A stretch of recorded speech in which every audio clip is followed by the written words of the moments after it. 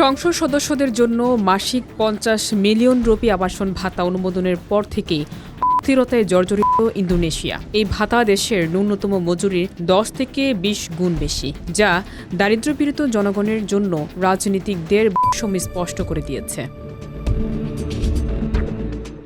পরিস্থিতি সহিংস রূপ নেয় যখন ২১ বছর বয়সী ফুড ডেলিভারি কর্মী পুলিশের গাড়ির চাপায় নিহত হয়। বিক্ষোভে অংশ না নিয়েও খাবার পৌঁছে দিতে গিয়ে প্রাণ হারানো এই তরুণের মৃত্যু হয়। এই মৃত্যুই জনমনে জমে থাকা ক্ষোভকে আরও তীব্র করে তোলে। রাজধানী জাকার্তা থেকে শুরু করে সুমাত্রা, সুলাওয়েসি, কালিমাস্তান ও বালিতে বিক্ষোভ ছড়িয়ে পড়ে। পুলিশ গ্যাস, জল কামান ব্যবহার করে পরিস্থিতি নিয়ন্ত্রণে আনার চেষ্টা করে। অনেক স্থানে সরকারি ভবন ও সংসদ সদস্যদের বাড়িতে হামলার ঘটনাও ঘটে।